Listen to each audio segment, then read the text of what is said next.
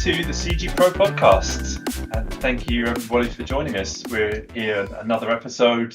This week we have Brian Pohl from Epic Games. We are CG Pro and we are a school. We have an active community in our Facebook group if anybody would like to join it, if you enjoy what you see tonight. Also check us out at becomecgpro.com. So it's my great pleasure tonight. I've been really looking forward to this conversation. Welcome, Brian. Hey, Ed. How's it going? It's going great. Thank you for joining us. Yeah. I really appreciate you letting me come on your podcast. This is going to be fun. Awesome. Yeah, it's fantastic to have you here. Thank you for joining us. Yeah. So for anyone who doesn't know Brian, the one or two people who might not know Brian, he is a prolific visual effects artist. He's been in the business for a long time. 17 or so years, coming up through pre-vis and working with George Lucas's previs team, helping to shape that, and I think it's been responsible for something like 28 feature films and TV broadcasts.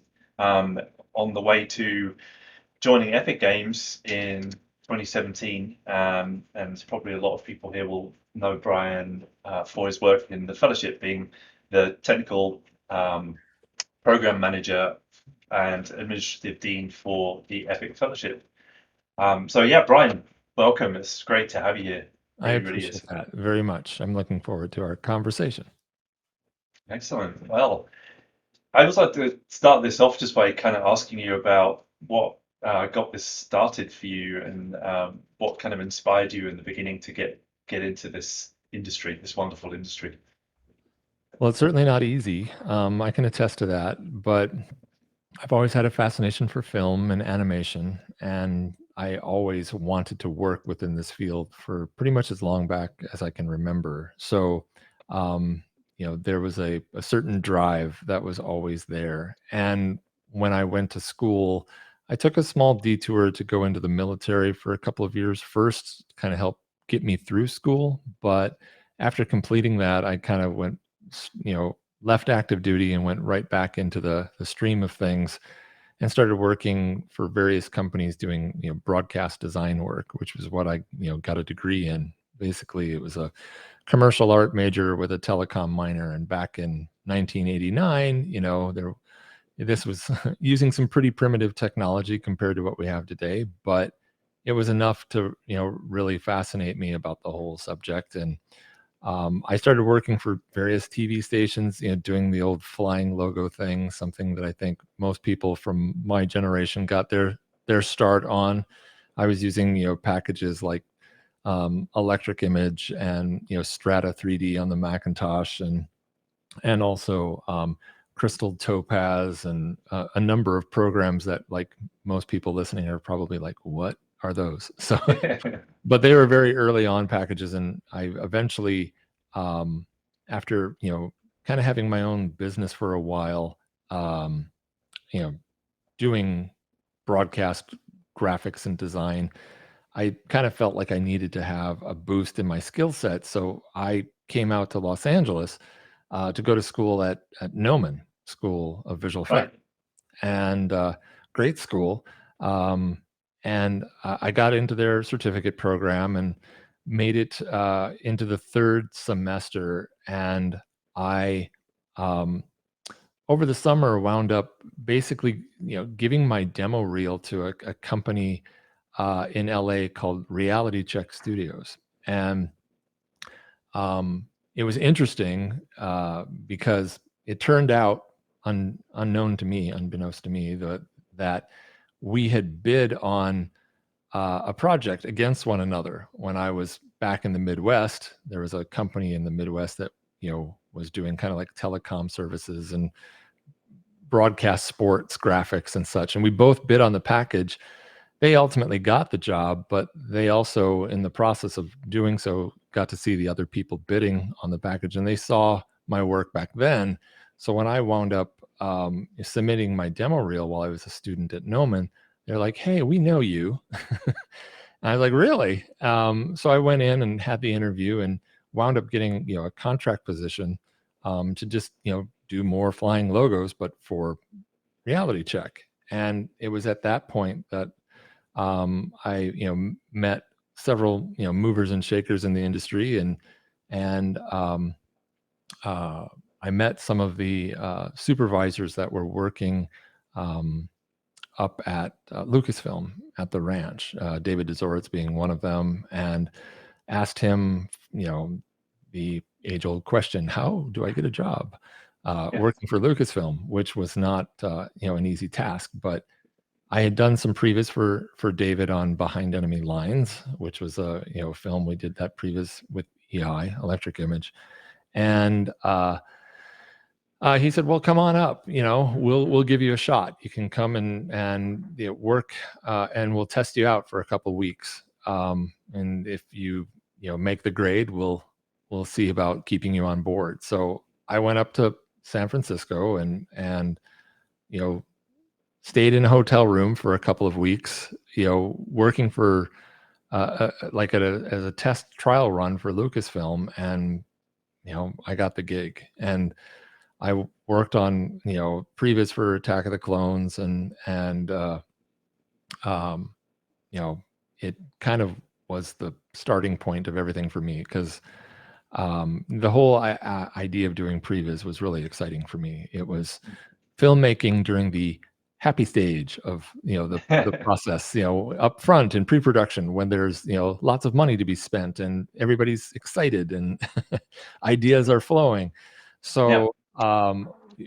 had a really great time doing that, and worked at Lucasfilm for probably about 10 months. And then we finished up on episode 2, and it was like time to leave, and they said, well, do you want to go somewhere in the family? And I was like, well, where? And they're like, well, you could apply at ILM, you could consider applying at Pixar, etc. And I tried my hand at Pixar, didn't make it in Pixar, bummer. But Right.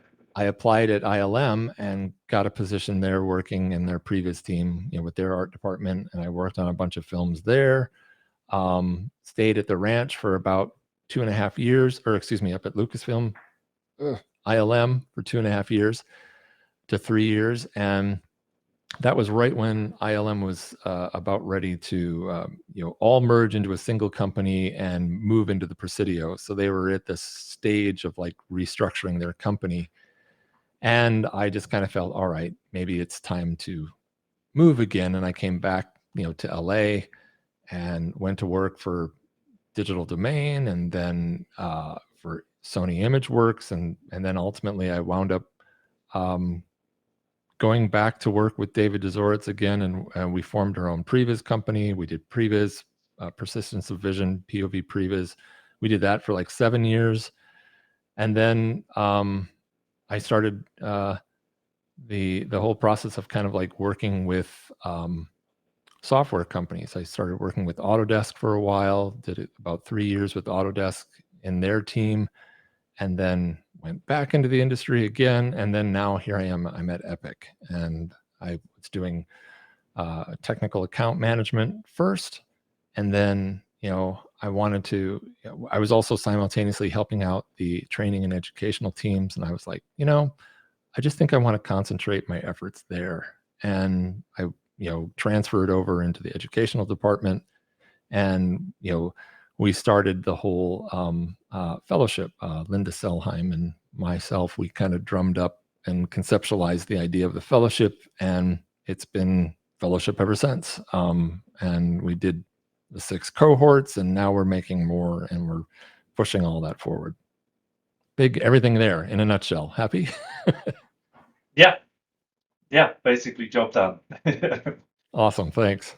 Yeah, that was really interesting. There was definitely some things in there that I didn't know about you. And when you were working through the Autodesk phase, were you in the development team I was doing that? actually part of working on various cloud services, Hmm. and we were actually, I can't give too much details because even though it wasn't ever built, it's still under NDA. But it was a Yeah. series of scripts and tools for cloud tools and integration of the cloud for Maya, and that's about all I can really say. But it was really interesting to work for Autodesk, and it was actually the relationships that I built at Autodesk, getting to know Mark Petit and the like. It was actually Mark that contacted me about coming to work for Epic, and I was like, yeah, I would be very interested. And so it was thanks to him, really, that I got this gig. Got it. So what's it like being at Epic? I guess probably a lot of people are curious about that. Seems like a Sure. really cool company to work for, so I'm curious too. It's a great company. It's growing by leaps and bounds, constantly, increasing its size, and obviously with Fortnite under its belt, everything changed, post Fortnite, Mm. and the whole structure of the company kind of turned in service of that particular game. But um, the company is. Um, I would best describe it as internally competitive, like a lot of visual effects, style type companies are. So there's a lot of really super strong professionals that come in to work for a company like this.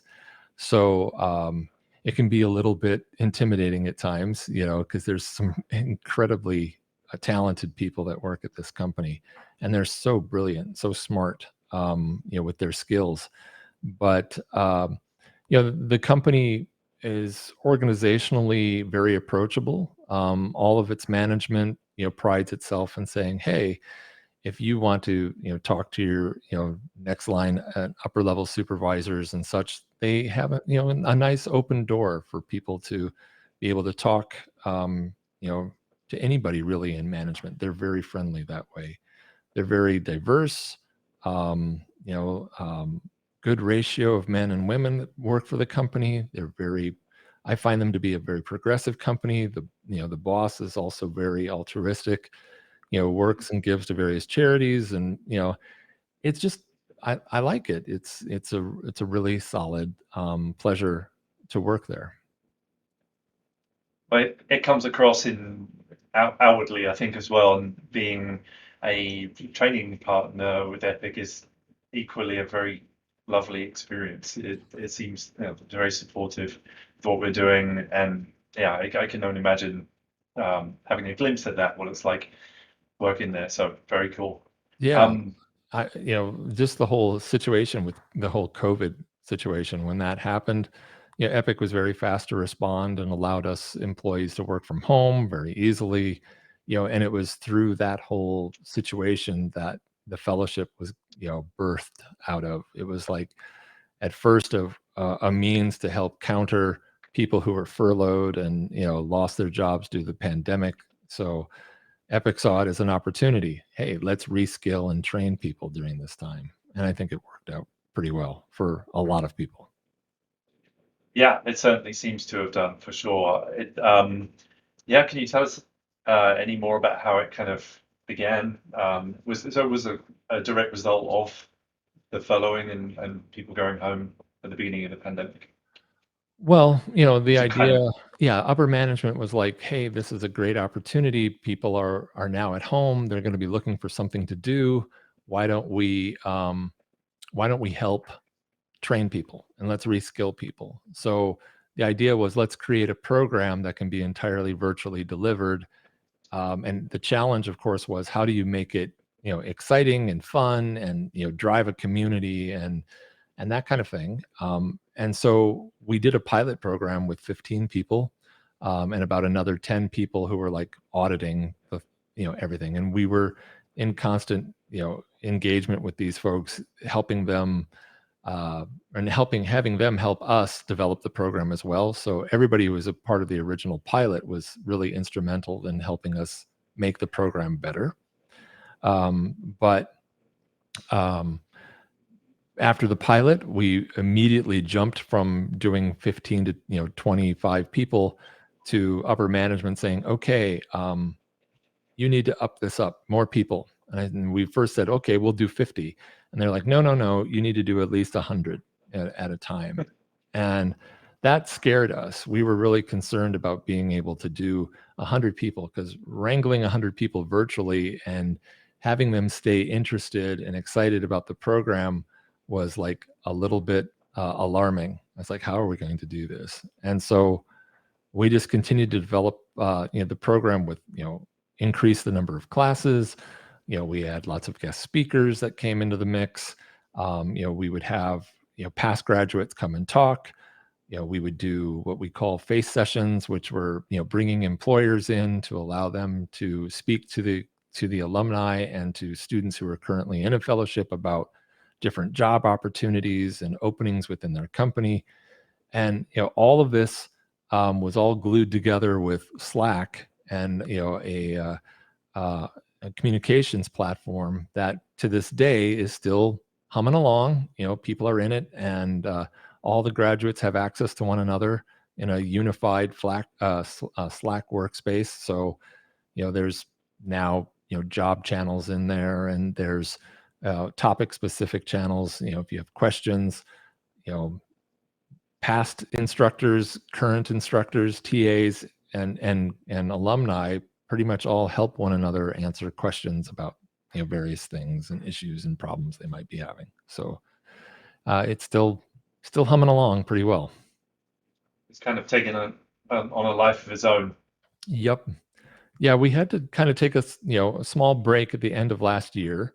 We had completed 6 cohorts, trained about 500 people or so, and there was a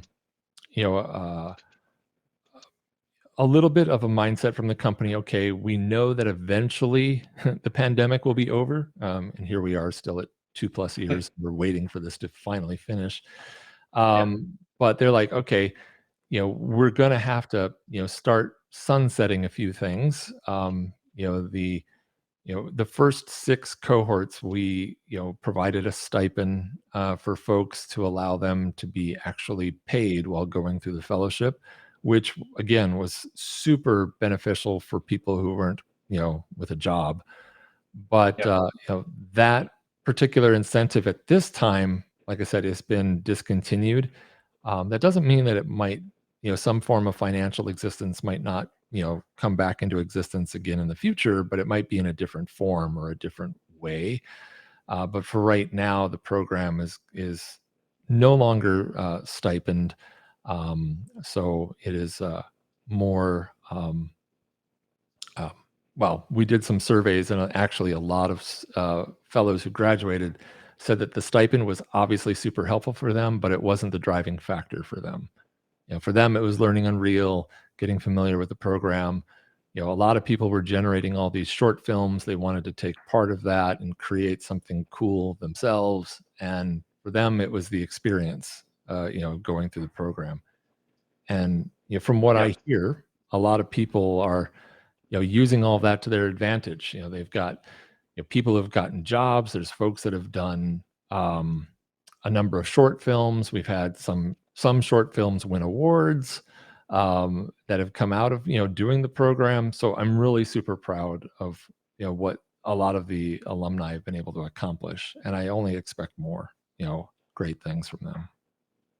Right. Yeah. Well, it's a testament to what you've built. I think the quality of the education and the program and the software as well, being able to bring people in who've got no experience in something and being able to get them going that far in what they were 5-6 weeks, right? Yeah, the program is technically 5 weeks of instruction, but then there's also an orientation week. So it takes up 6 weeks of time. We experimented with that amount of time a little bit. We did one cohort that was at 4 weeks, and we did another cohort that was at 6 weeks plus, orientation and such. So we settled on 5 weeks as the core. It basically delivers about 200 hours of content, between lectures and guest speakers and, events and so forth. It delivers about 200 hours worth of exposure time to Unreal, to the community, and, various industry professionals and such. So That's an impressive amount of stuff to go through, and yeah, watching a lot of the films come out of it myself, I was definitely impressed by what people are. Obviously, people are bringing in their creative skill and their talent to it, but Yeah, it's really, I think it's amazing. I've never seen personally a piece of software being able to be learned that fast as well. I think that's one thing that's kind of fascinating to me. Well, I'm sure, if you talk to some of the graduates, the alumni, a lot of them will say that they were, um, you know, under Didn't the sleep. gun, trying to get everything done, and, they were under a lot of pressure. And Yeah, I'm not gonna lie, they were, yeah, but it was kind of that whole, it was kind of a whole band of brothers moment, a lot of camaraderie of, everybody going through this program together, 100 people strong to graduate and finish and create a short film. And, the whole community and the students pulled together and helped themselves across the finish line, in addition to, of course, our mentors and TAs and instructors being, available to answer their questions and so forth. And I'm stunned to this day by some of the short films that have come out of this program. Just like super impressed. Full-fledged short films in their own right, looking beautiful and awesome. And every cohort tries to outdo the last. right. Yeah, it's not such a bad thing. Always have a little bit of healthy competition, a bit of a deadline, Sure, sharpens you up. Yeah, definitely.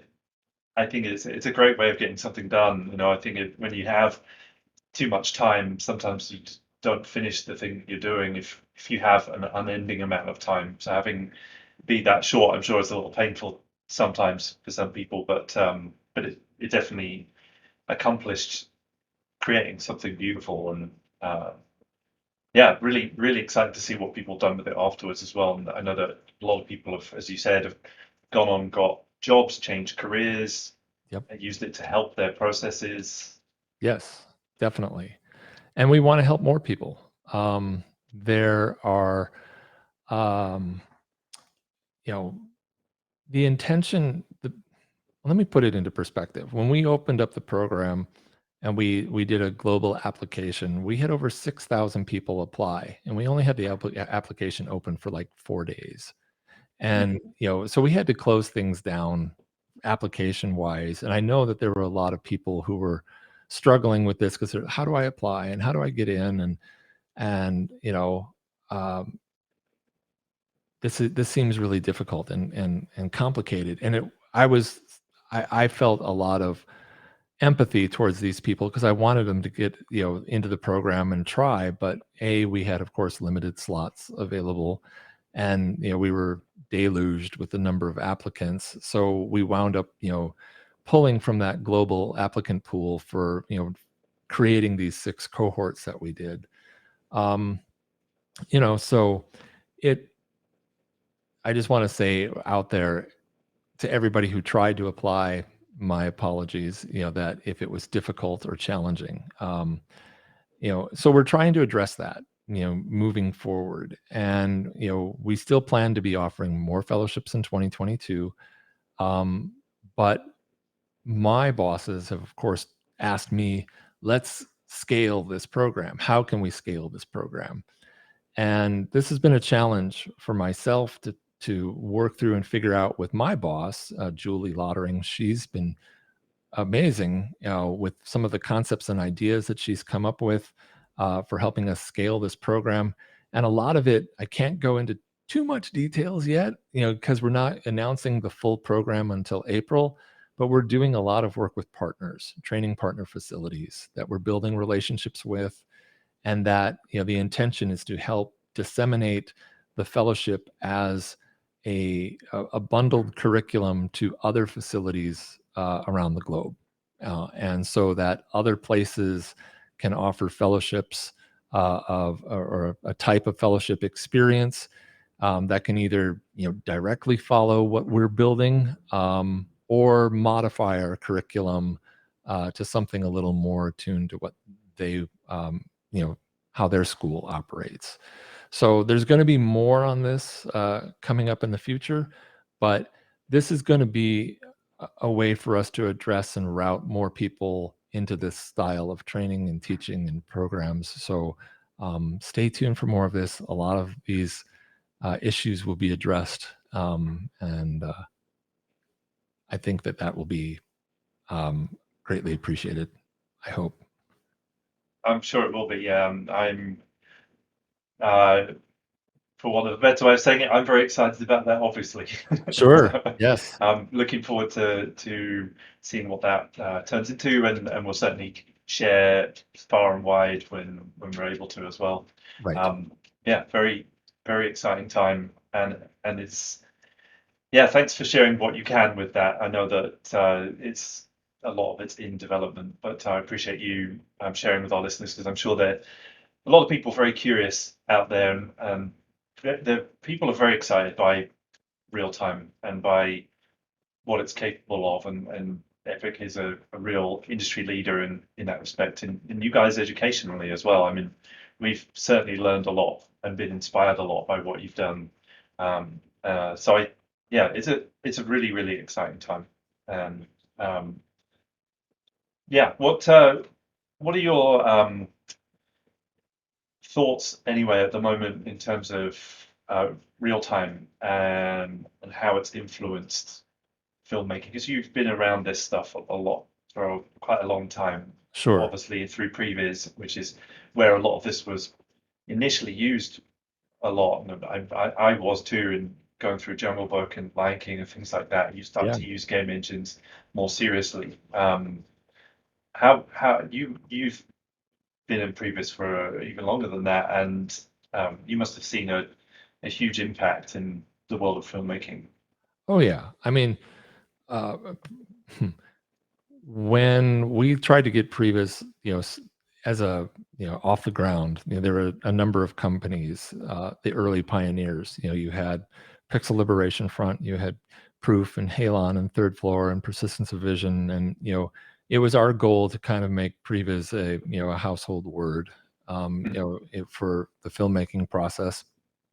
And previs was met with a lot of resistance when it first was brought out. It was seen as invasive. It was seen as you're taking our jobs. It was seen as, you guys aren't professional enough, to understand all the nuances of camera and cinematography and all kinds of things. And it was right it was a rightful complaint and issue and concern that all these other professionals had about what is previs going to do to the whole process. But I think we've won them over. At least previs now today is kind of like an it's a expected. thing. It's a thing. You got to do previs. Producers love it. Visual effects supervisors and directors have used it and everything else. But previs reaches a certain barrier at a certain point Mm, where, even though it was on the cutting edge, it still relied on using traditional DCC packages. It still had a rendering, play blasting aspect to it. Still took a little bit of time to make changes and alterations.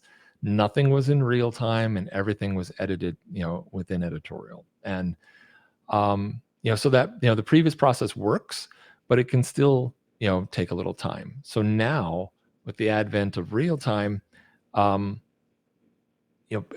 people are coming to the light a little faster, so to speak, where they're realizing, oh, hey, I can see and make all these changes and make all these iterations in real time and see it at the moment or on the day right now.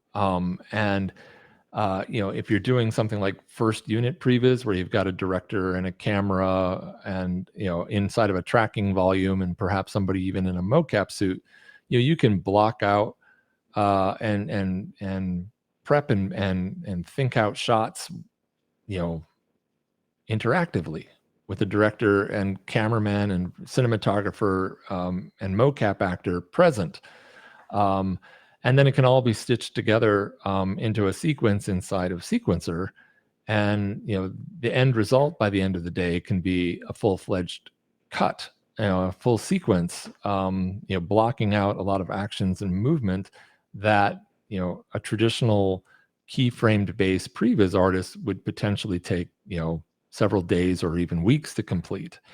mm, So big improvement there. And when you add in the aspect of starting to introduce, an LED volume into this, there's obviously, more overhead to consider, but you could still, theoretically use that similar process to consider and conceptualize what shots are going to look at. And, you're creating all of your assets that can be universal across the whole pipeline.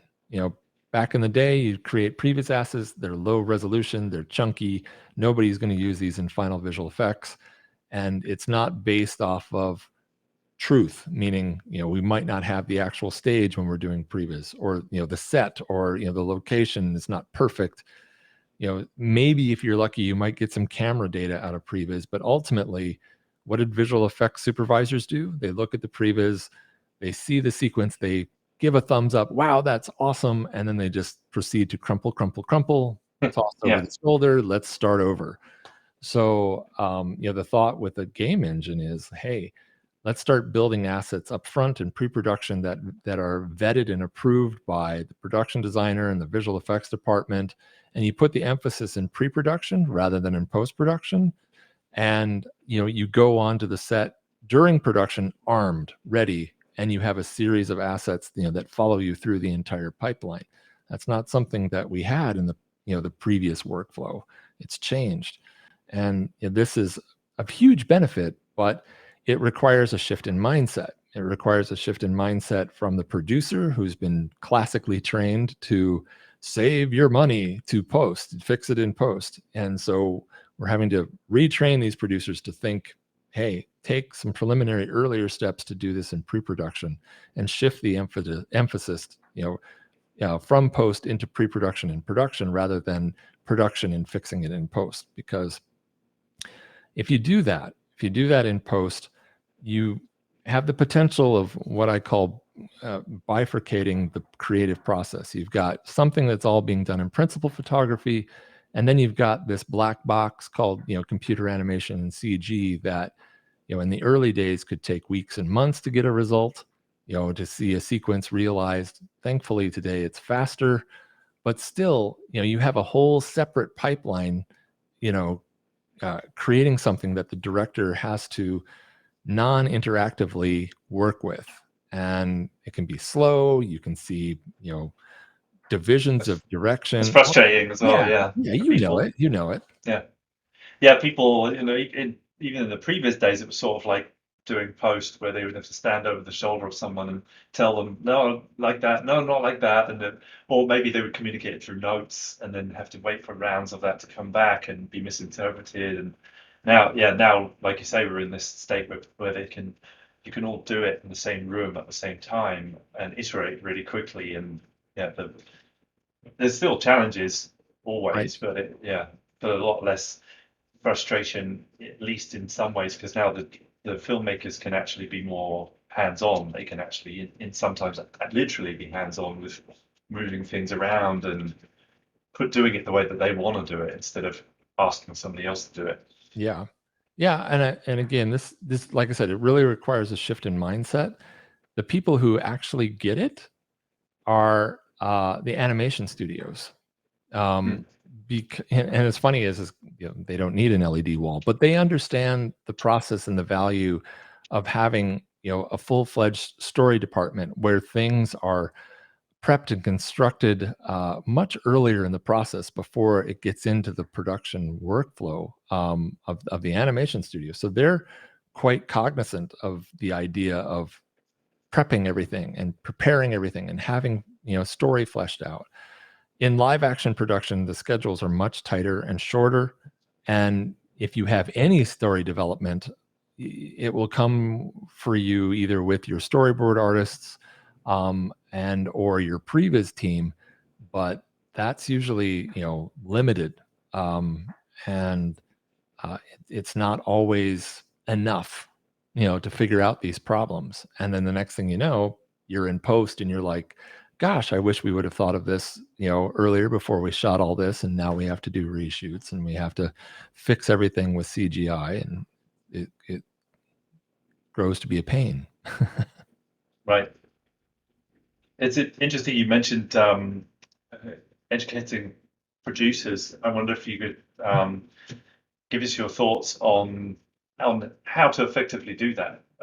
It's kind of helping filmmakers, but also production professionals understand this world more. Sure. Well, virtual production is a big definition. It's a big space, Yeah. and we like to look at virtual production is kind of a spectrum of technologies. There's an aspect to it which is um, virtual or visualization technologies, which you have, previs and location scouting, and being able to visualize content before actually going into production. So all these techniques and processes for visualization is part of virtual production. Another part of virtual production is just the whole performance capture aspect of things. So mocap and tracking data and all that kind of thing can be considered another part of the virtual production spectrum. And then we have got classic, um, techniques. Your more traditional, you know, green screen, tracking markers, camera, reverse camera tracking, post process, and compositing everything in Nuke. That's kind of like a classical form of virtual production. Hybridizing animation and adding it in and tracking it into shot plates. But then ultimately, the crown achievement for virtual production is moving it onto a stage where you have an LED volume that's kind of creating an amalgamation of all these processes, but they're doing it in real time on the stage. So you can shoot your foreground, midground, and background uh, um, actors and sets all in camera. And so we dub the second term of in-camera visual effects, or ICVFX, as a subset of virtual production. And this is what's the current hot topic right now. The whole, hey, let's get a volume and let's, track the camera and, use real-time graphics to create a complete background where the camera is tracked and you've got full access to full parallax, from the camera viewpoint. And we didn't have that in the olden days of rear screen projection or front screen projection or these other type of techniques. So this is where we're at, and it can be used for live action, it can be used for animation projects, or it can be used for, CG live action hybrids. And some people are even using it for stop motion. Right. Yeah. Yeah. You can even have a TV screen in miniatures and Sure. do it at home. Yeah, you'd be surprised. A lot of people have been experimenting with that. It's fun to watch on some of the, the forums and boards on Facebook and such. You'll see, people taking toy models, and putting them against their 4K TV and, creating these great worlds. And then they're basically tracking the camera via a Vive setup, and, they can create really nice looking, micro volumes, which is fun, to really see what they're doing with this. And it's a good example of ingenuity. It's really cool. It's really, it feels a bit to me like I wasn't really active at the time. I guess at the beginning of Spielberg's career or whatever, when those guys were doing the same type of thing, starting some of these franchises like Star Wars, and inventing the processes, and there's tons of innovation, and nobody really knew what they were doing, and it was really fun, and it was all being done in people's garages, and it kind of feels like we're back there again. We are, I mean, as they say, there's nothing new under the sun per se, but Yeah. Doing ICVFX is really going back to the days of rear projection, dynamation, and you know, um, uh, you know, regular, classic technologies like that. But now there's a modern twist to it all, and it's all being, done with motion capture tracking of the camera, real time virtual backgrounds being generated in Unreal, and it's um, it's truly an evolutionary process that's becoming revolutionary in how people are approaching filmmaking. Right. And from bottom to top, from people with big budgets, the Mandalorian type of thing, but also all the way down to individuals. And I think it's exciting for me to see what people are going to come up with, and maybe the next big thing's going to come from a kid with no money, Oh as yeah, opposed to a big studio with tons of money. sure. I mean, all of that is inevitable with the general democratization of technology. As as things become less expensive and they become more commonplace and it gets into the hands of more people, you'll see basically kind of an interesting curve of quality happen. Obviously, when things get democratized to the point of affordability, you will see an increase of, let's say, not so great looking stuff until Yeah. the real pros, who may not have been able to afford it in the past, can now afford it. And then it really starts to draw out the cream from the crop, and we start seeing these breakthrough cases, people that produce these amazing movies, and it's like, oh my god, you did this in your garage. And it's like, bravo, let's see more of that. Yeah, absolutely. Well, it's really become possible with kind of the help of people like Epic Games, making this incredible tool and making it available to everyone. I think everyone's still kind of in shock that I mean, it's not just that it's free to use. It is an incredible tool. I think that, I'm sure people would be probably happy to pay for as well, but it's amazing that it is free. It's allowing all of the next generation to try it and experiment with it, learn it, and Oh, for become sure. skilled. Yeah, I mean, we're to this day still constantly, getting calls of, "Hey, I'm using Unreal Engine." It might be some, company that we've never heard of before in the past, and they're like, "We're using it to do such and such and so and so," and it's like, "Oh, wow," you know? And this is, part of the advantage of allowing your tool set to be free. Send it out there. People will latch onto it, use it, and if it's a good tool, it will grow. And that's certainly what's happened. It's amazing that it has a home um, at Epic. I think taking such good care of it, and being part of some projects that had to build all these tools from scratch, and at the end of the project, the tool set would go away. It's so nice to now see it compound, and all of that effort gets to evolve and continue to grow. And we've I, we've got a nice, we've got something motivating us too. Obviously we're using our own software to make our own games. So, right. all of that creative energy and the profits that can come out of that game can also be put back into the engine to help it, grow and advance and become even more powerful.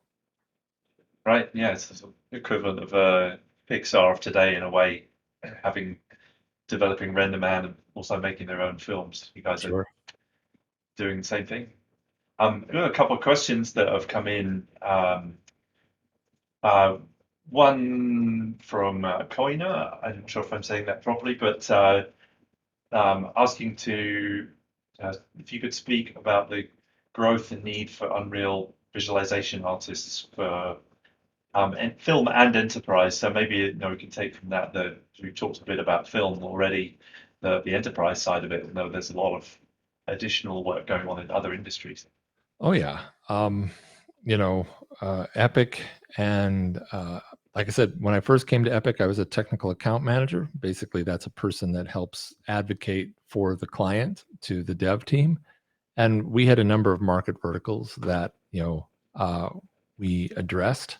Media and entertainment is the one we're most familiar with and working within, and it's very common. But there are other market verticals too that have shown tremendous promise and growth using Unreal and real-time technology. Automotive industries, manufacturing and simulation, avionics. There's the list goes on, and we have technical account managers that are working with these industries to help the find companies within these verticals to help them use the engine. So we're seeing a lot of things in advertising. We're seeing a lot of things of using the engine for anything that has a lot of need for iterative work, and obviously being able to see this all in real time is a big boon. So the growth is tremendous. There's if you are at this stage of your career where you are asking yourself, what should I get into and which way should I go? I think the handwriting's on the wall. Yeah. You need to be getting into real time. You must learn, game engine technology, preferably Unreal. But this is really, really, going to be the breaking point, in another 3 to 5 years. I don't wish anything bad on our competitors, and the traditional DCC applications. They have their place, and they have their capabilities and specializations for them, and you know but will they be influencing the industry, at least in media entertainment, 3 to 5 years from now? Mm, I would argue maybe not as much as they used to, and that tools like Unreal are going to be where the jobs are going to be at. And of course, this is all my opinion now. Just keep this in mind. But this is where I think where most of the jobs are going to be found in media and entertainment industries. Things are becoming interactive. They're becoming, games, and you've heard the whole thing, games and film merging. Yeah, it's happening. Yeah. So if you're looking, to direct your career path, learn Unreal, learn game engine technology. It's just, you need to, if you want to be still employed, in the future. There you have it. I think that's a very, very good answer. The growth and need for Unreal visualization artists, from my perspective, is also large, and the supply of them is not large yet. So Right. I think now is a really, really good time to get into it as well, given that kind of window, which will start to close a bit. It's not really going to close, but yeah, I definitely agree with you. And across the board, from film and in so many other industries too, which I is really interesting to me, having also weaved in and out of film and tech throughout a couple of different careers already. That now just seeing so many people are interested in computer graphics. That's what I think at the moment. It's just what felt like a tiny little niche community for quite a long time is now suddenly everyone's interested. Yeah, we're having a micro renaissance, so to speak. It is very familiar feeling. I went through the first CG gold rush back in the late 80s and early 90s, and it does feel like that again. There's a lot of excitement and interest of people, seeing new avenues and ways to approach things with this kind of technology. And that's also due to obviously a lot of hardware vendors coming out with graphics cards that can push all these pixels and render things in real time, like, and have included ray tracing. So obviously it's a group effort, so to speak, to make this happen. But it's even more exciting, of course, when you have a great creative platform that is exciting and easy to use and friendly, and there's a great community behind it and everything else. So Yeah, absolutely. Another question that came in was, we'd love to know what Brian thinks a visual Unreal Engine supervisor or Unreal Engine producer role would look like in the near future as Unreal 5 comes out. Well, there's a lot of roles that are being developed around the whole ICVFX space. One, of course, is what you listed. We kind of call them virtual production supervisors and or virtual production artists who are working for the virtual production supervisor. And this virtual production supervisor will typically work hand in hand with the visual effects supervisor, so that the virtual production supervisor has his team of experts that help with the whole process of making the LED volume work and function and so forth. And he's going to be interfacing a lot with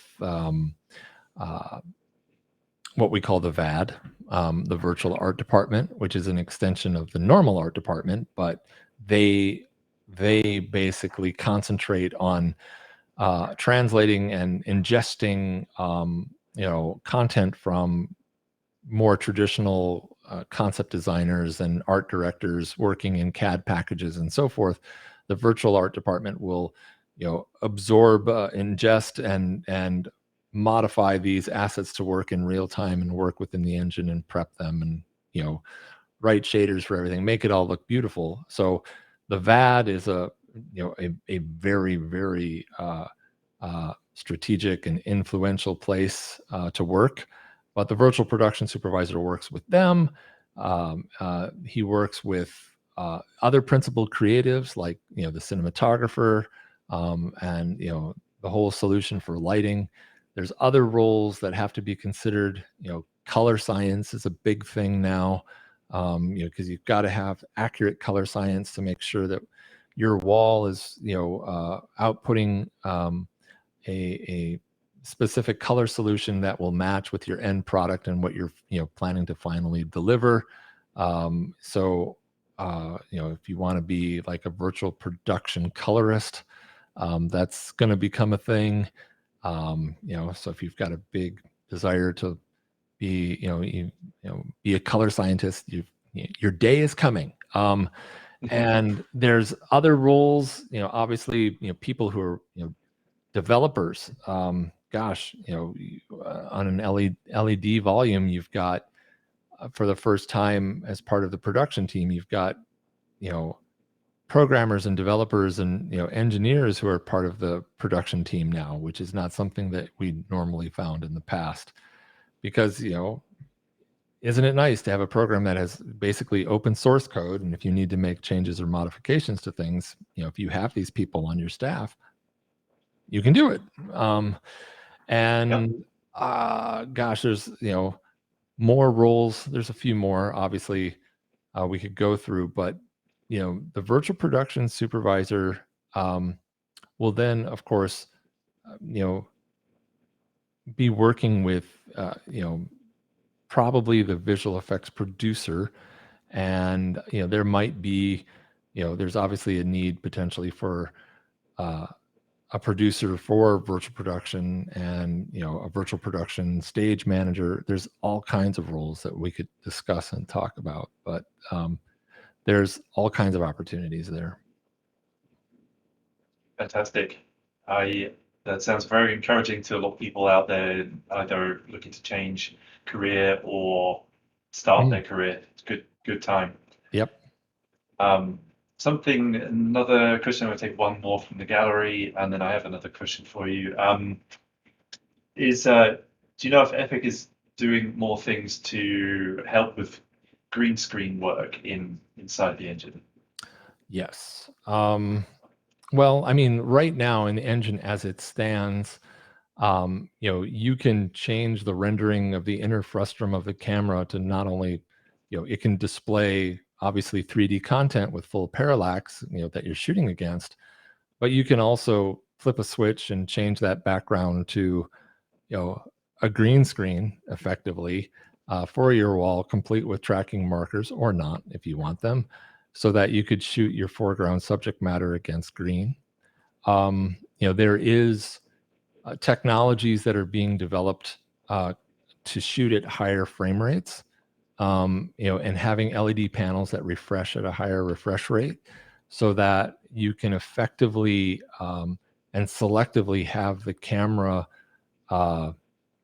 parse up the number of frames per second to record at certain intervals. So you could have multiple images being shown on the LED wall, but the camera only being sensitive to a certain frequency or a certain frame rate would only pick up certain images. So you could effectively shoot simultaneously a full, beauty shot with complete with a background plate, everything fused together, but then also simultaneously shoot a matte pass that you can then use as to do an extraction later and make changes and modifications.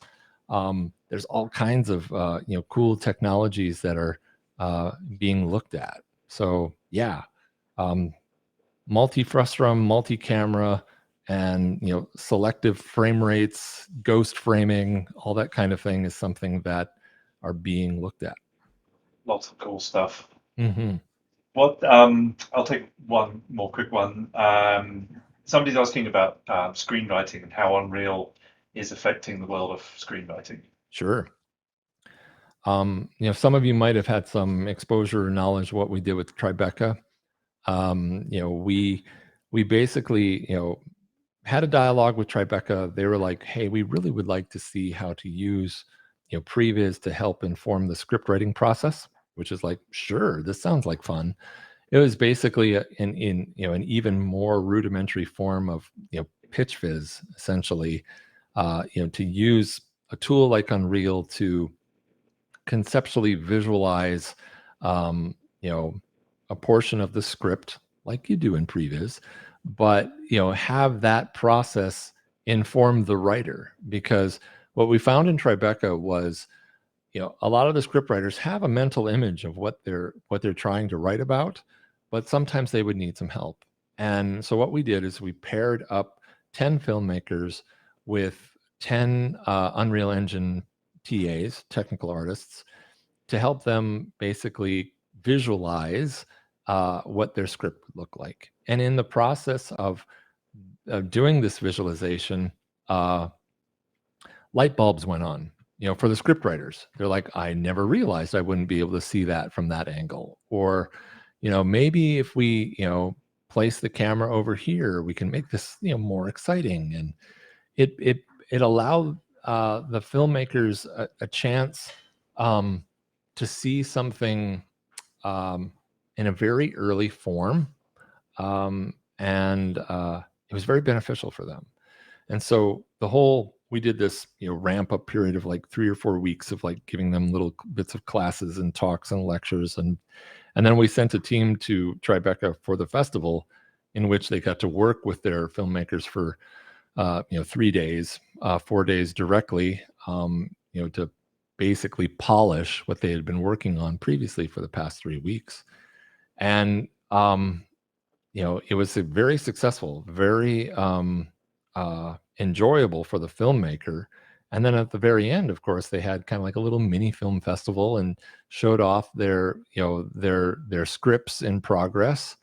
And it's my understanding that some of these filmmakers are proceeding on and continuing their work, and it's been very beneficial for them. So, yeah. Also, definitely very helpful for people in the writing stage. That's also been my experience of working in virtual production. The speed of iteration so fast that you can shift some of the creative that you previously would have had to lock in writing and previs. Mm, Now shift that into the production right. phase, which is really the exciting part. Yeah, Um, you get somebody with a quick and simple solution, you can do a lot. yeah. So I just want to ask you a question about another overused and often undefined term, which is the metaverse, something which is, I think, Dun, dun, dun. used a lot. And if you have any thoughts, particularly on how the idea of the metaverse, anyway, however you would like to define it, starts to influence this subject, the filmmaking process, which is what we're really talking about here. Well, you know, I would love to be able to just defer this, to my boss, Tim Sweeney, and basically say, "Hey, Tim, how do you define the metaverse?" Yeah, I've seen And his definition of it. I quite oh, liked what he had oh to yeah. say about it. I guess for me, the idea of the metaverse is, just an attempt to, uh, replicate real life in a way, of having a platform that allows people to express themselves both, creatively and have a venue. Um, you know, Not only the traditional things that you would see with, typical business transactions and such, but actually have greater senses of community, a sense of presence, is the big thing. You know, when we're online today, and you're doing something, um, online with others, it's really hard to establish the sense of presence that there's somebody there with you.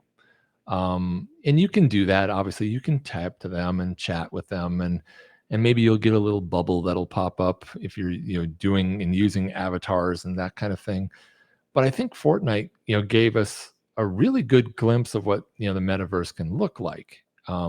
It can be a fully developed world that you can go into, and participate in events and entertainment and business transactions, whatever it is that you want in an environment that can be pretty much anything you want to define. Um, and um, that there are other people in there with you. And it's going to take, obviously, more time to develop all this, but we're seeing, the rise of metahumans and being able to create avatars that are very realistic looking, and they can look a lot like us, if you give it a little bit of effort. And between that and the technologies that we have at home to log in to this type of environment, I don't see any reason why, especially you know, if it's a full-on immersive, version of the metaverse where you're using something like, a VR headset, or if it's, not that extent and it's more of an augmented reality world, that can still be defined. But, I think the main thing that sets the metaverse apart from what we have today is just a greater level and sense of presence and knowing that you're there with somebody else and that you have this power to really truly interact with somebody. Right.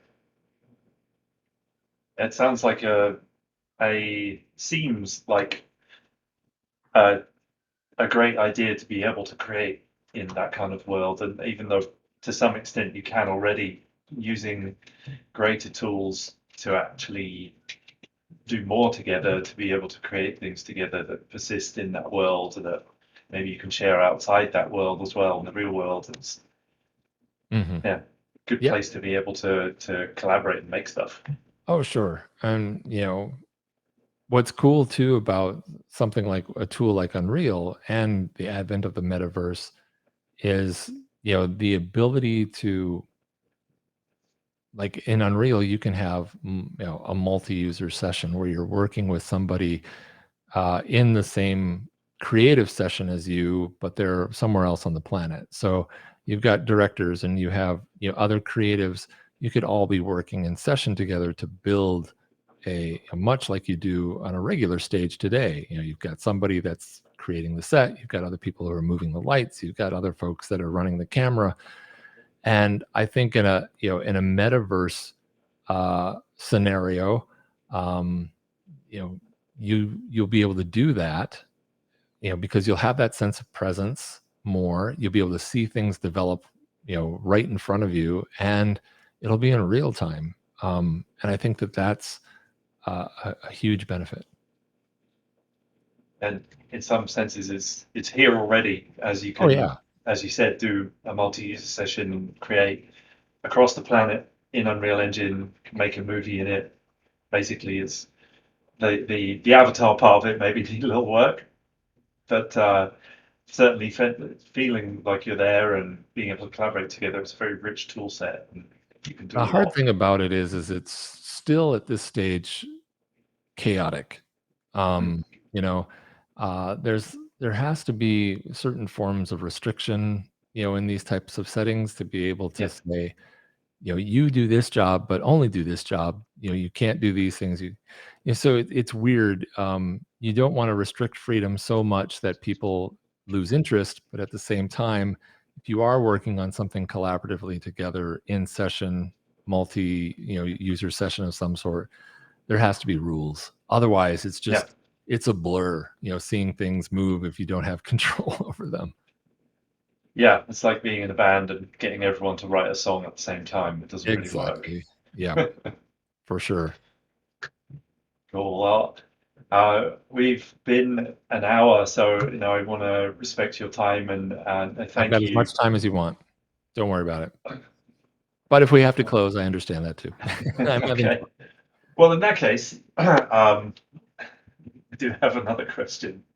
If you want to take a crack at it, somebody's asking about this is about Unreal 5. Um, has there been some noticeable work done on the audio department as well? I don't know if this is something you know about particularly. my Achilles heel.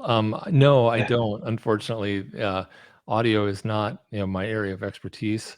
So I can't really give you a lot of clues as to what's, being new and developed for Unreal Engine 5 and audio. I have heard inklings and seen some of the preliminary stuff of improved capabilities, but unfortunately, I can't just run down a list and say, "Wow, this is what you're yeah. going to get," because unfortunately, it's not something I normally work in. No, no worries. Yeah, me too. I think, yeah, I know anecdotally a couple of things, meta sounds, and yeah, not enough to talk about it very accurately. Um, maybe another thing I can ask you is what advice would you give to someone looking to get into all of this? I know that there's obviously the fellowship in its next incarnation. You have an amazing learning portal, but what would you say to somebody who's maybe both people who are new to the industry wanting to Mhm. get in, or also people looking to transition? Right. Well, if you're reskilling, uh, just feel encouraged. Um, I don't think the industry is leaving you behind if you are willing to, take another step out. Um, I think right now we're experiencing a complete, drought of talent. We're trying desperately to train as many people as possible.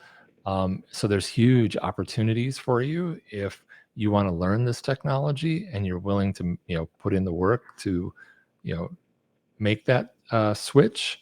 I think you'll be greatly rewarded if you do. Um, uh, and for those who are new to the industry or wanting to break in, I guess what I would say is, uh, again, great time to do it. It would be, I would, you know, make the recommendation to choose an area of interest that excites you most. If you are interested in animation or if you are interested in performance capture or, some other aspect or avenue, um, there's still nothing wrong with specializing, you know, um, because that's still very evident today. So if you choose something that you want to get involved with, find a good school, um, you know, take the classes, make the investment. Um, Obviously, do it smart in the sense of, I know a lot of people that will go to various, schools and they spend a lot of money in order to go through a program and then they just don't use it, or they let it sit. Um, you know, my suggestion is you know find a good school, get into the program, start learning. Um, you know, if you can afford it, get a decent workstation so that you can start to practice. That may be a tall order for some folks that are still on a budget, but I think, if you look at a lot of the films that came out of the fellowship, I can assure you that there were a lot of people that had some pretty basic workstations. Some people just doing a lot of their work on simple laptops. It doesn't require a $5,000, $10,000 workstation to get into this. You can work and function within Unreal and a decent graphics card and do it on a, say, $1,500 to $2,500 computer investment. Yeah, you won't have every bell and whistle, but you'll have enough to actually get moving.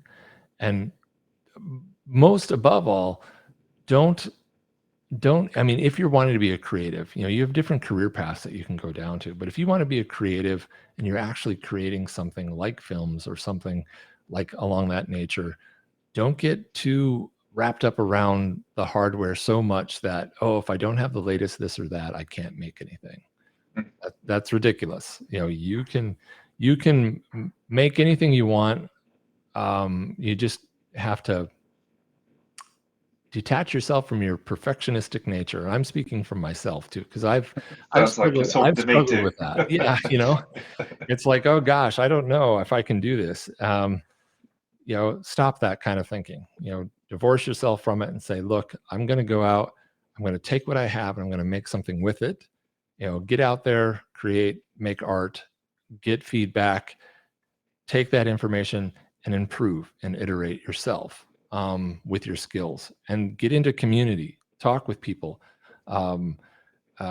Make sure that you have a network, a social network of other professionals and friends that will encourage you, and showcase your work. Yeah, I just want to share one.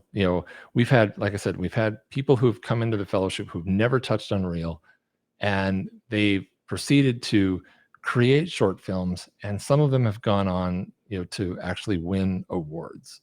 They've submitted their films into film festivals and they've won, and it sets them back completely. It kind of throws them for a loop and a shock of like, I can't believe that this has happened. But why are you in such disbelief? You actually took the steps, you made the investment, you committed yourself, you produced something, you got the feedback, and the universe is rewarding you, so to speak, because of your efforts. You won't get any of that if you just sit still. So take a risk and do it.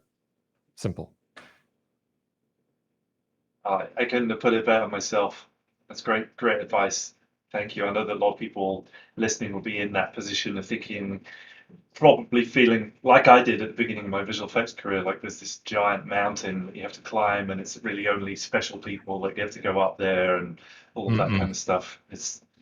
Yeah, no, it It's is. people who are willing to put in the effort. You know, Yeah, you may get lucky and bypass a few things if you've got the right connections, sure. But if you're not making the effort, guess what? You might get discovered that you don't have it. And mid-career, you're at a point and stage of life where you're like, I can't progress because I didn't do the foundational work in the beginning. Um, and that can be dangerous too. And the next thing you know, you're yeah, like, uh-oh.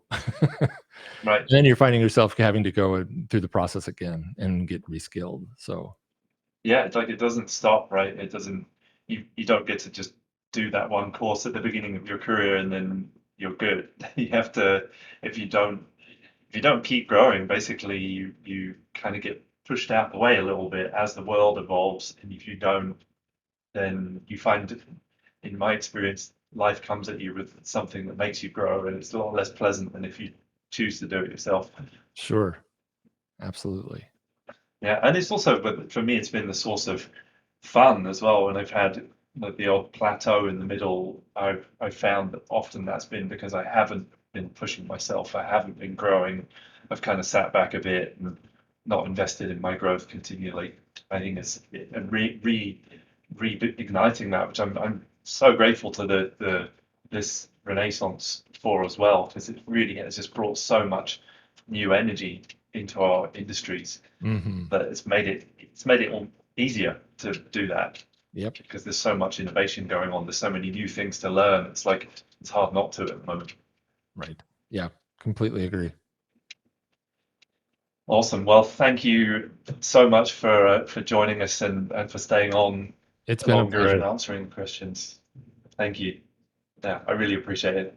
Hey, no problem. I'm on LinkedIn. If folks want to chat, I try to keep up with, messages that come in. If something, you're trying to get a hold of me on LinkedIn or, you know, uh, social media, Facebook or something like that, don't give up. I'll get to you eventually. But I do like to discuss these things. If you need, some words of encouragement, I'm happy to supply them. I'll do what I can to help. Amazing. What a wonderful offer. Everybody out there, you should hear that and take advantage of it, not too much. But yeah, thank you. Thank you, Brian. You're welcome. Really great pleasure talking to you. This is fun. Likewise. I could keep doing this for hours. Maybe we'll get to have you back on sometime. Anytime. Amazing. Well, and thank you also to our listeners. Thanks for being here. And I've had a lot of people on here tonight. Thank you for joining us live. This will be up as a recording very soon. And yeah, thanks for asking great questions too. And yeah, keep one thing that you can take away from this is that we're in an exciting time and there's a lot of opportunity, and go out there and get it. Um, Thank you for listening. We are CG Pro. We are a school. We're an Unreal Authorized Training Center. If you're interested in any of the other things that we do, you can check us out at becomecgpro.com. We also have a free Facebook group that's Become CG Pro on Facebook. And we have a YouTube channel. It's growing with a lot of free learning material on there as well. So yeah, feel free to follow us and join us again in a couple of weeks. We'll have another episode with Simon Chadeber talking about photogrammetry and some of the amazing innovation that he's been up to in that space. Thank you, everybody, and good night.